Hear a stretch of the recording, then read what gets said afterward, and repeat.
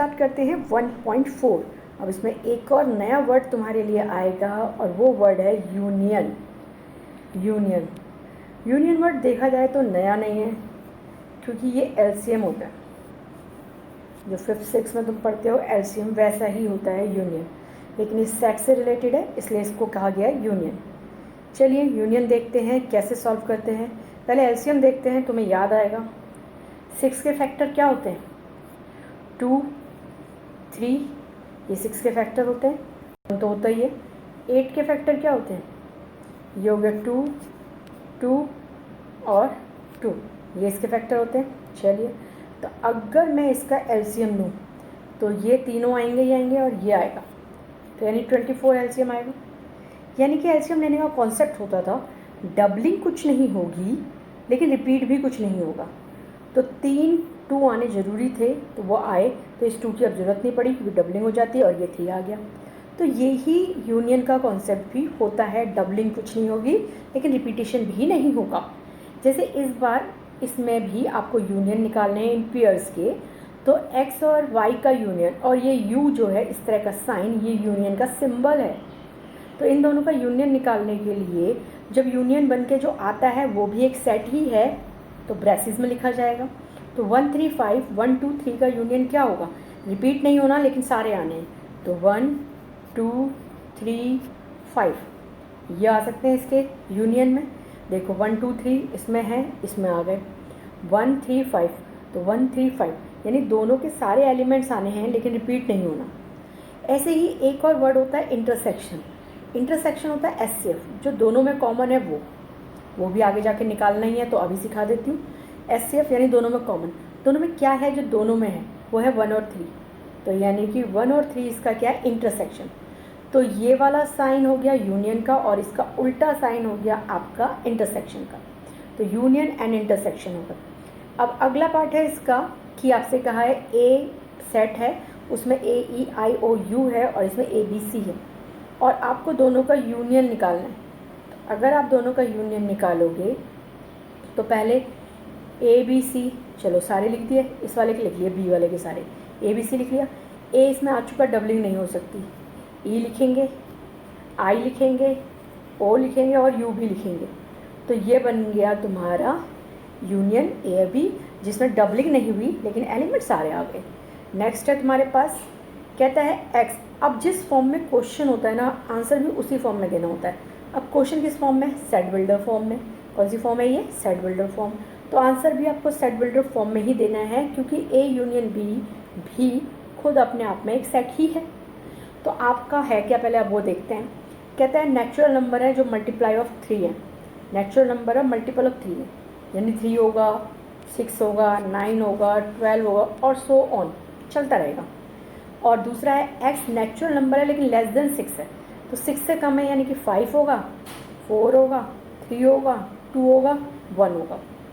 तो अभी इन दोनों कंडीशनों को तुम्हें लिखना है, ठीक है।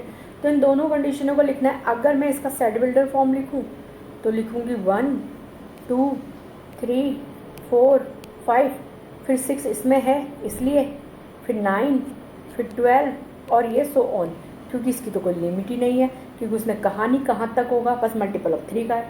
तो ये चीज़ तो हो गई। ये सेट बिल्डर फॉर्म लिखने से पहले दो और वर्ड्स बताते हैं, एक वर्ड है और एक वर्ड है तुम्हारा एंड, ठीक है।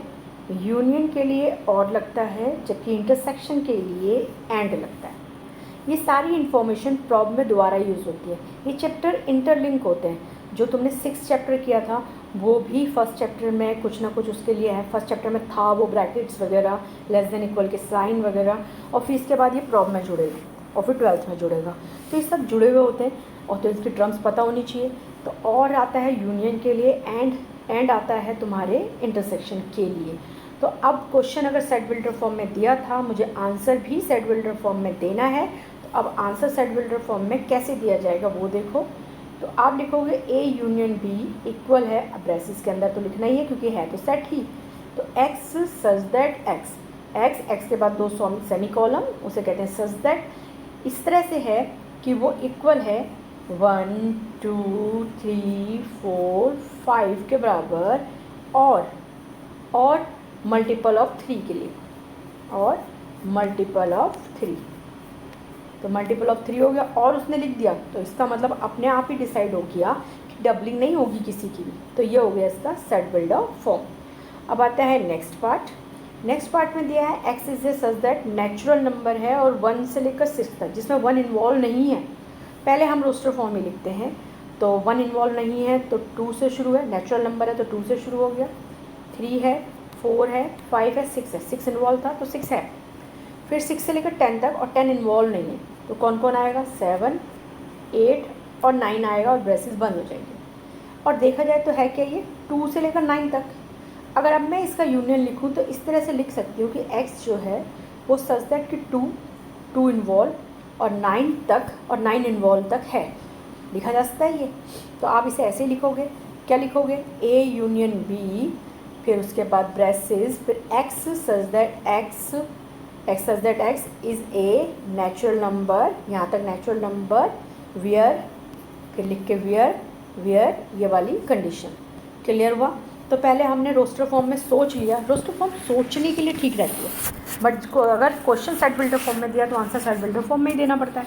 तो आपको फाइनल पता चला आपने क्या क्या लिख सकते थे आप। तो आपने पहले लिखा x such that x is a natural number, है तो क्या वो एक नेचुरल नंबर ही है, तो नेचुरल नंबर है, एंड है कहाँ से कहाँ तक नेचुरल नंबर, एंड यहाँ से यहाँ तक कि 2 इन्वॉल्व है और 9 भी इन्वॉल्व है, तो 2 से लेकर 9 तक, जिसमें 2 और 9 खुद भी इन्वॉल्व भी है। अब आता है नेक्स्ट पार्ट। नेक्स्ट पार्ट में कहता है 1 2 3 एंड 5। अब तुम्हारे पास अगर 3 पेन है, तुम्हारे दोस्त के पास 0 पेन है, दोनों के पास मिला के कितने पेन है, 3 ही पेन है, तो सेट में 5 का मतलब 0 ही होता है। तो सेट में 5 का मतलब क्या है, 0 ही होता है। तो वैसे ही A और B का इस बार जो यूनियन होगा वो अभी भी क्या होगा, 1 2 3 ही होगा, क्योंकि 5 का मतलब 0 ही होता है। तो अगर तुम्हारे पास 3, तुम्हारे दोस्त के पास 0 पेन है, कोई पेन ही नहीं है, तो टोटल मिला के तुम दोनों के पास पेन कितने हैं, 3। तो वैसे ही अगर दूसरा सेट 5 0 है, मतलब 5 है, दूसरा सेट 5 है, तो उनका यूनियन पहला वाला ही सेट होगा। अब आता है नेक्स्ट क्वेश्चन, आपसे कहता है ए बी इतना है, बी ए बी सी है और ये इसका सबसेट है, तो यूनियन क्या होगा। ठीक है, ये सबसेट है, हाँ ये तो सबसेट है। पहले उसने पूछा क्या ये सबसेट है, देखो उसने इज़ और क्वेश्चन मार्क लगा रखा है, तो यानी उसने इज़ और क्वेश्चन मार्क लगा रखा है, तो पूछा है क्या ये सबसेट है, तो यस, तो ये सबसेट तो है भाई। क्यों है, क्योंकि ए बी एलिमेंट जो हैं दोनों के दोनों वो बी वाले सेट में हैं, तो ए के दोनों एलिमेंट बी वाले सेट में हैं, ए के दोनों एलिमेंट किस में, बी वाले सेट में है, तो यानी कि ये इसका सबसेट है। अब इनका यूनियन भी निकालते हैं, तो यूनियन में क्या होता है, जब दोनों हो, मैं कॉमन क्वेश्चन है, मतलब जो डबलिंग है वो लिखनी नहीं है लेकिन लिखने सारे हैं, तो इसका यूनियन भी आ गया आपका ए बी सी आया, ए बी सी आया, क्योंकि देखो ए बी इसमें भी है, ए बी इसमें भी है, तो डबलिंग तो नहीं लिखेंगे लेकिन लिखेंगे सारे।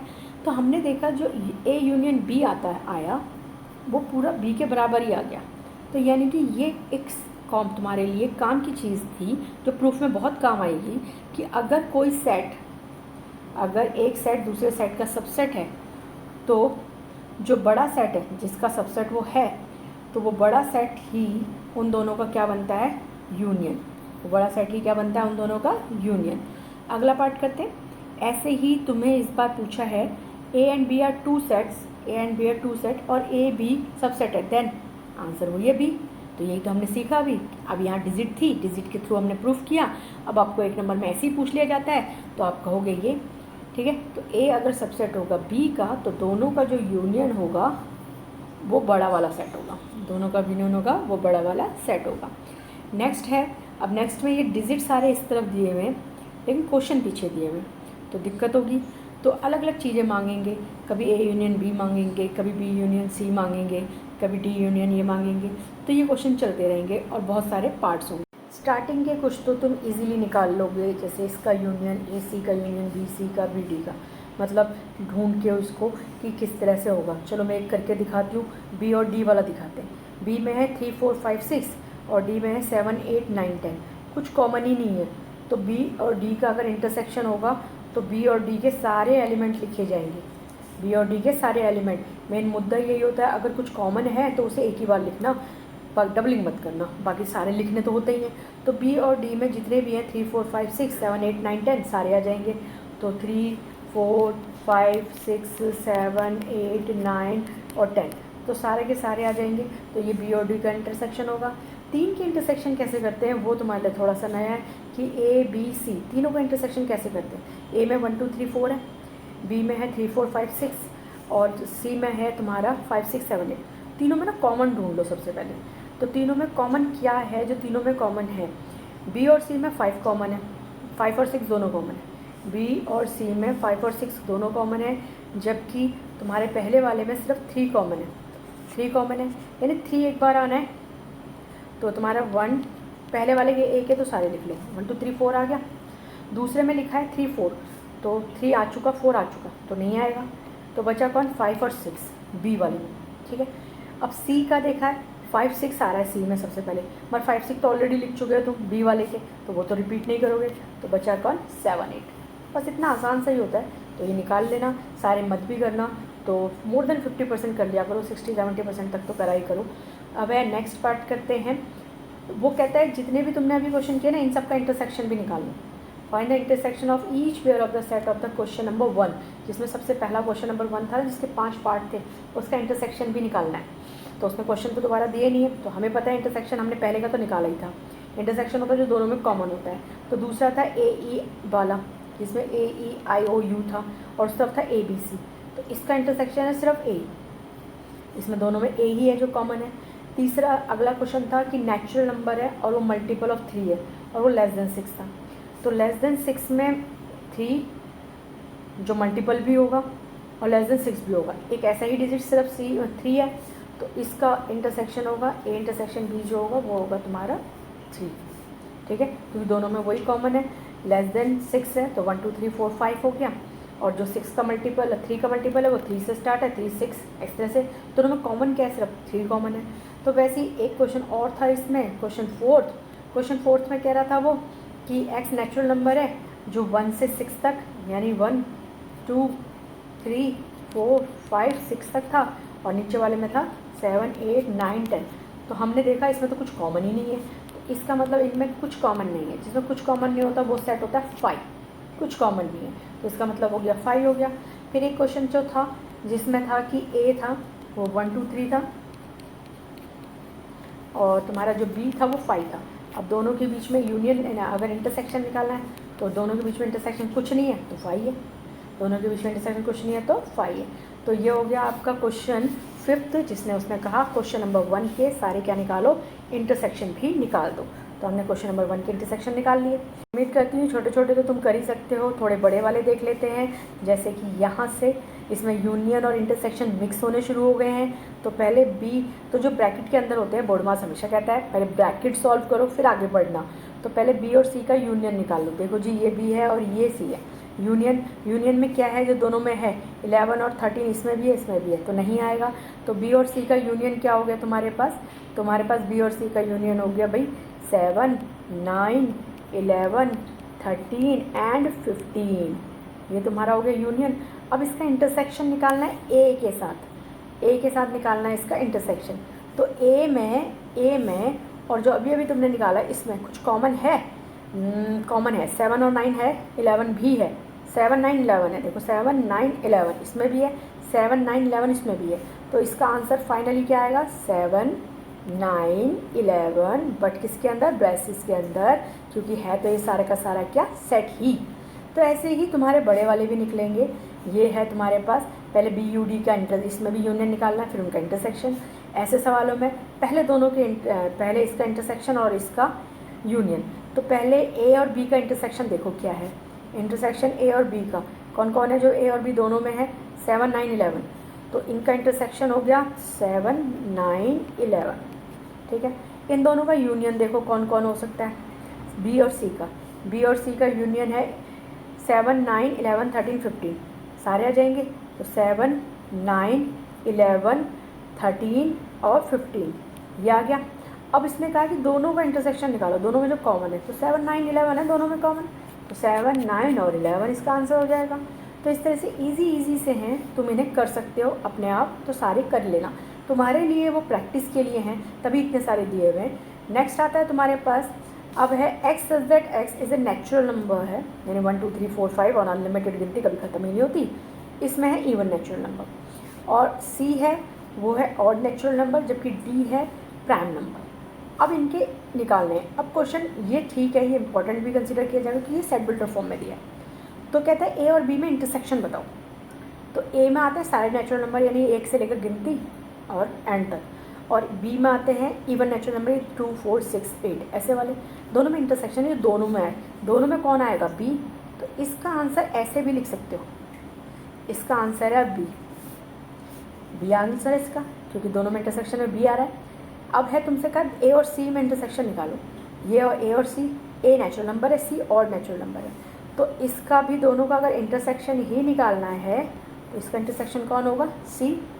ऐसी ए और डी में बोला है, ए नेचुरल नंबर, ए तो नेचुरल नंबर उसमें सारे के सारे हैं, लेकिन प्राइम नंबर नेचुरल नंबर में से ही कुछ होते हैं, मगर इंटरसेक्शन ही पूछा है, तो इसका आंसर कौन होगा?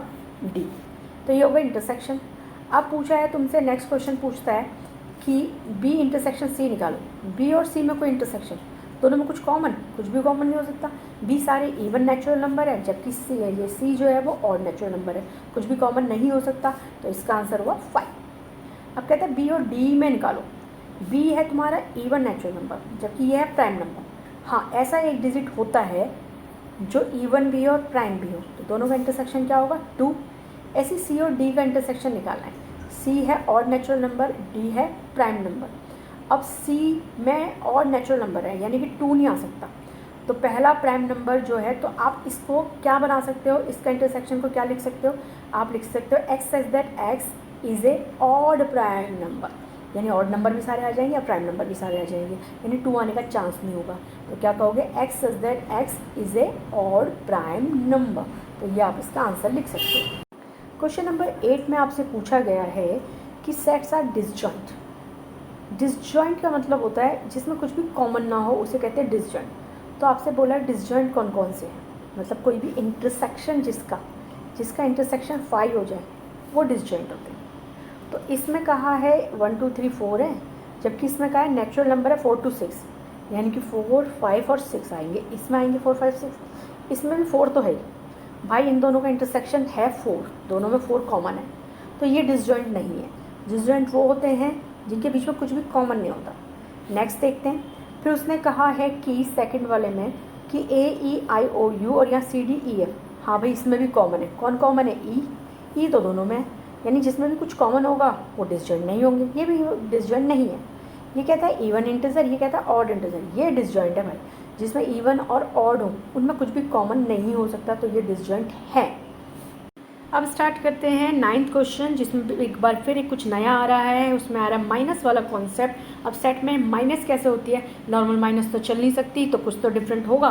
तो माइनस इस तरह से होती है, अगर ए माइनस बी लिखा है तो ए के सारे एलिमेंट तो लिखे जाएंगे, लेकिन दोनों के बीच में जो इंटरसेक्शन होगा उन्हें नहीं लिखा जाएगा, यानी दोनों के बीच में जो कॉमन होगा उसे नहीं लिखा जाएगा। तो इसके लिए क्या करना पड़ेगा? पहले कॉमन ढूंढने पड़ेंगे। तो पहले कॉमन ढूंढ लेते हैं, चलो कॉमन ढूंढें। किसे? ए और बी के बीच में।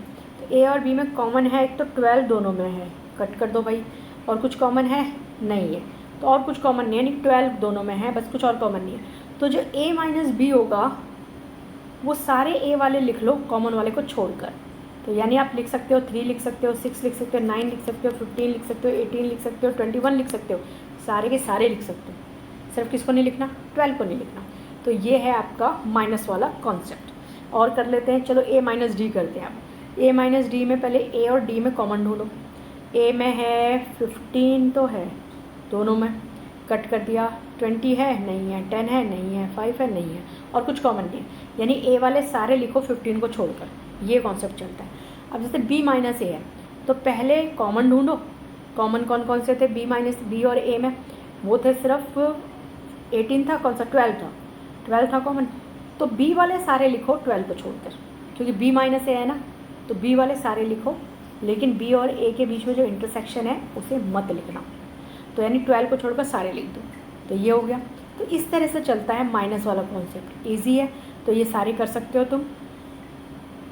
क्वेश्चन नंबर 10 में भी माइनस ही करना है। तो पहले लिखा है एक्स माइनस वाई, यानी एक्स वाले सारे, लेकिन जो कॉमन है उन्हें हटा दो। कॉमन ढूंढो, कॉमन है बी डी इसमें भी है, इसमें भी है, तो यानी इसका माइनस तो सिर्फ आया ए सी। कितना आ गया? सिर्फ ए सी। अब y माइनस एक्स होगा तो y वाले सारे लिखने हैं, लेकिन जो कॉमन है उसे नहीं लिखना, तो इसका आंसर क्या होगा? इसका आंसर होगा सिर्फ एफ जी। ऐसे ही इन दोनों का इंटरसेक्शन पूछा है, तो इंटरसेक्शन तो है बी और डी, जो कट गए वो इंटरसेक्शन है, ब्रेसेस में ही आएंगे। चाहे ए माइनस बी निकालो, चाहे ए यूनियन बी निकालो, चाहे ए इंटरसेक्शन बी निकालो, हैं सारे के सारे सेट, तो माइनस में ही आएंगे। नेक्स्ट है आपके पास R is the set of real numbers. R real number का सेट है, जबकि क्यू रैशनल नंबर का सेट है। रियल नंबर में रैशनल भी आते हैं और इरेशनल भी आते हैं, तो सेट है। Then what is the R minus Q? तो आर माइनस क्यू क्या होगा? तो रियल में ये दोनों ही आते हैं, रैशनल और इरेशनल, जो दोनों, तो जिसमें कॉमन, दोनों में कॉमन क्या है? इसमें और इसमें रैशनल, तो इसे मत लिखो। तो बचा क्या? इरेशनल। तो बचा क्या? इरेशनल। तो इसका आंसर क्या होगा? Irrational number. क्या आंसर होगा इसका? Irrational number. ऐसे ही अब 12th क्वेश्चन पढ़ते हैं। 12th क्वेश्चन में दिया है state whether each of the following statement is true और फॉल्स और जस्टिफाई योर आंसर। तो कहता है ये डिसजॉइंट है, जो भी तुमने इस एक्सरसाइज में सीखा उसके हिसाब से। तो 3 और 6 दोनों में कॉमन है, नहीं है अभी, डिसजॉइंट नहीं है। रीज़न पूछ रहा है, रीज़न पूछ रहा है तो क्या कहोगे? क्यों? क्योंकि ए बी दोनों का इंटरसेक्शन जो है वो 3 है, कुछ भी इंटरसेक्शन नहीं होता तब डिसजॉइंट होते हैं, तो फॉल्स है और ये इसका रीज़न है। ए बी सी डी में भी देखो ए दोनों में कॉमन है, यानी दोनों का इंटरसेक्शन ए है, दैट वाई ये भी डिसजॉइंट नहीं है। अब इसमें 2 6 10 14 इसमें ये है, इसमें कुछ भी कॉमन नहीं है, तो इनका इंटरसेक्शन 5 है। इनका इंटरसेक्शन क्या है? 5, दैट वाई ये डिसजॉइंट सेट हैं। 2 6 10 है और ये 3 7 11 है, इसमें भी कुछ भी कॉमन नहीं है, इनका भी इंटरसेक्शन 5 है, तो ये भी डिसजॉइंट सेट हैं।